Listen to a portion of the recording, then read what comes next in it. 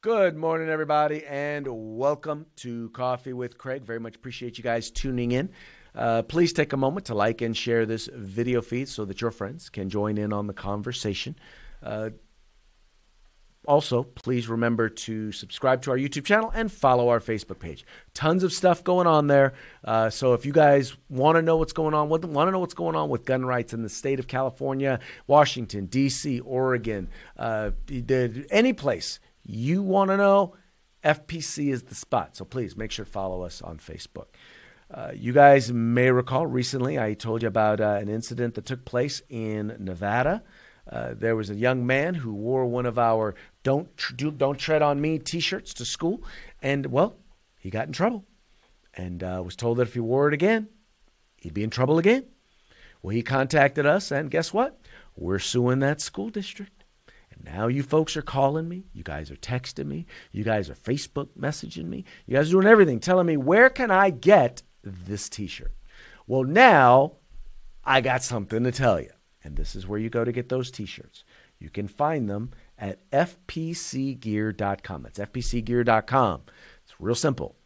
That's the address. Or you can just go to firearmspolicy.org and you can just click on the FPC Gear tab there on our website. It's really kind of that simple. So you can go there. You'll find you'll find the opportunity to purchase this t-shirt. In the future, I know that we're going to have a few more designs that are going to be available there. But you guys all know we have some very cool gear, whether it's our Equality t-shirts or Built to Fight t-shirts or, Cop in My Pocket t-shirts. You guys know we got some creative stuff. So look forward to you guys. Please make sure and know that all the proceeds go back into the organization, once again, fighting for your right to keep and bear arms. All right, let's get into today's topic. Now, I'm not much of a conspiracy theorist. I really just try not to get involved in, conspiracy theories. But sometimes you experience enough things, something enough times, and you start to realize and you start to see some links that are going on. And you don't know if they're really correlated. You just know that these things are happening. You don't know if one caused the other. But you see some things, and you see some things that just make you go, And so I wanted to talk about a little thing that I've noticed recently, and if for no other reason than the fact that it amuses me. And I figured I'm everyday guy. So if I'm everyday guy and it amuses me, it might just amuse you. Now, I already know what you're thinking. Who is this guy over your shoulder, Craig? And what does he bring to the conversation? Well, I'm glad you asked that question. This gentleman right here is Mr. Adam Kagwin. Mr. Adam Kagwin is a former chief of staff to a state senator here in the state of California. He was recently the subject of an article in the Sacramento Bee because he is being accused of participating in some Me Too, #MeToo behavior with various staff members in the California state legislature. Now, mind you, he doesn't work for the legislature anymore, and these are just accusations. But I know you're wondering, so all right, Craig, what does this have to do with gun rights? I mean, give me a minute.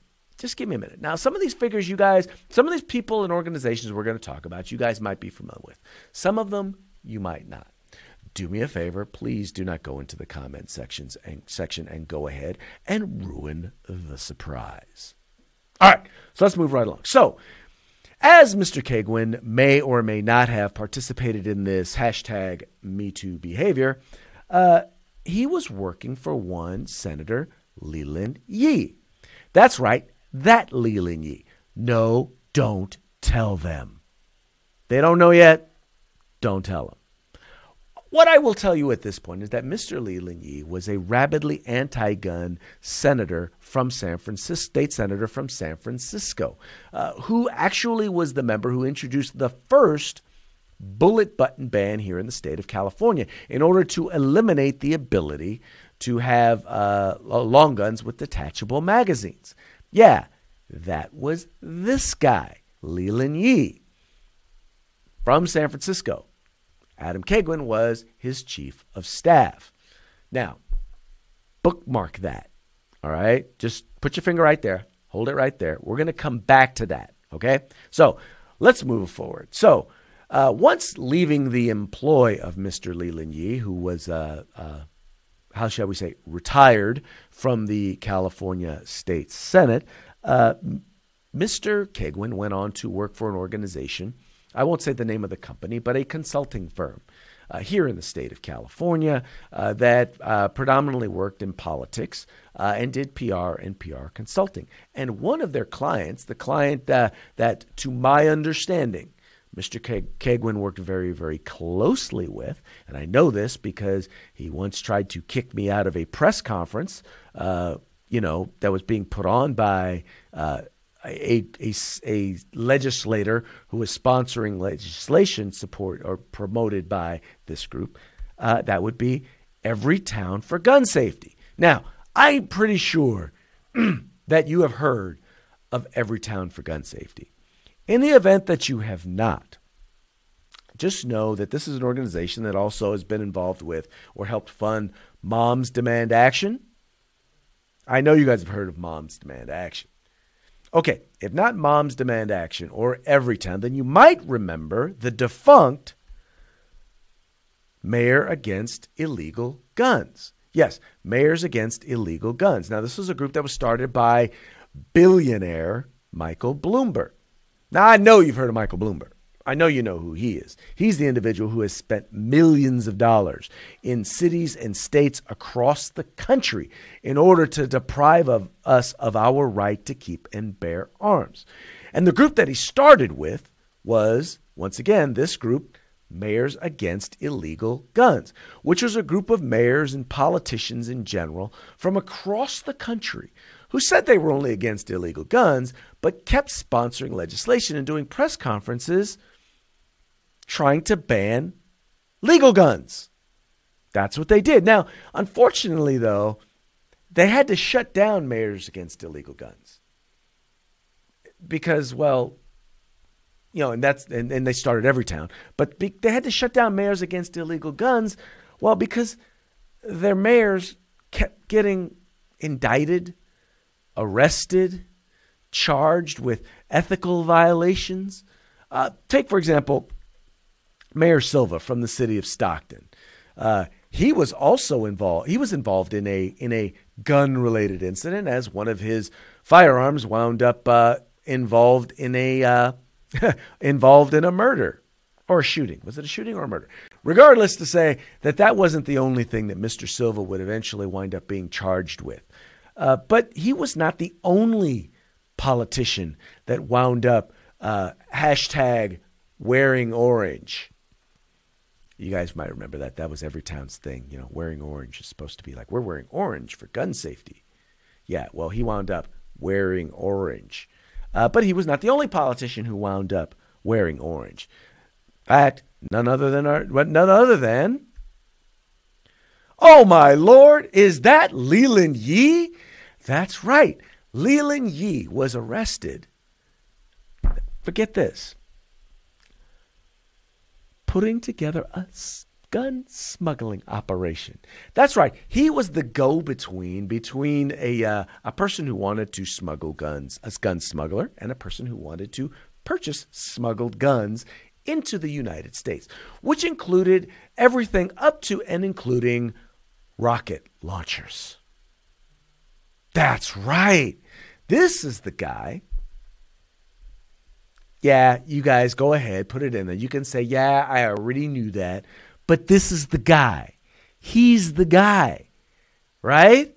He's the guy who was, on top of being anti-gun, on top of being completely and utterly against us having our individual right to keep and bear arms, he was smuggling firearms or putting together deals to smuggle firearms into the United States, to smuggle illegal guns. That's right. He was part of Mayors Against Illegal Guns, and that he was smuggling illegal guns.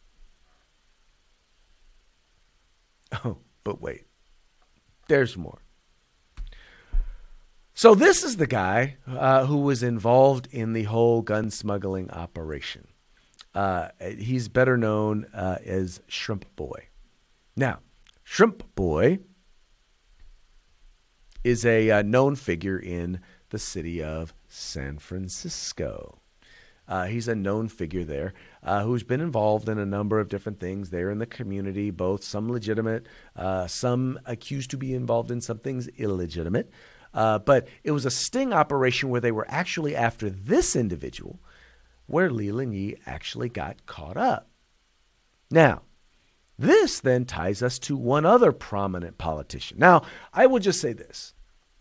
The only link between this politician and this individual right here that I know of is this photo. But none other than gun-grabbing Gavin Newsom, the leading candidate for governor in the state of California. Now, we all know, and I like calling him gun-grabbing because we all know that, he has, grabbing issues, at least when it comes to his, best friends / campaign managers' wives. But, okay, I know that was a stretch, but I'm sorry. If I can tie Shrimp Boy to Gavin Newsom, who's running for governor, I'm not going to miss that opportunity. I'm sorry. I'm just not. But once again, this all takes us back once again to the very beginning of Mr.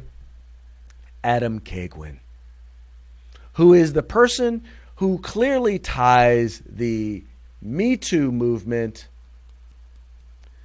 to the hashtag wearing orange movement. He is the linchpin. And let me clarify. Him and to a very, very loose degree, Mr. Gavin Newsom. Anyway, I hope this entertained you. Once again, I'm going to be the first one to tell you, I know they're all loose connections. I am not saying that one correlates to the other, that being anti-gun means that that you two are also going to sexually abuse women or sexually, what's the word I'm looking for? That you are going to discriminate against women. But you know what? Once again, I find it ironic that here we have an individual who, claims to support women, yet has participated in behavior that is demeaning to women. He claims to be against the Second Amendment, or he's never claimed to be against it. He's claimed to want more gun control, yet he worked for a guy who was running guns. That's it. That's all I got. I hope you guys are amused. I hope it entertained. I hope listening to it entertained you even half as much as it entertained me to tell you this story. I was tickled to be able to do it. I hope you enjoyed the ride. That's going to be it for today's Coffee with Craig. Thank you so much for tuning in, and thank you for being a part in the fight for our civil rights. Remember, you got to use them or you're going to lose them. You guys take care.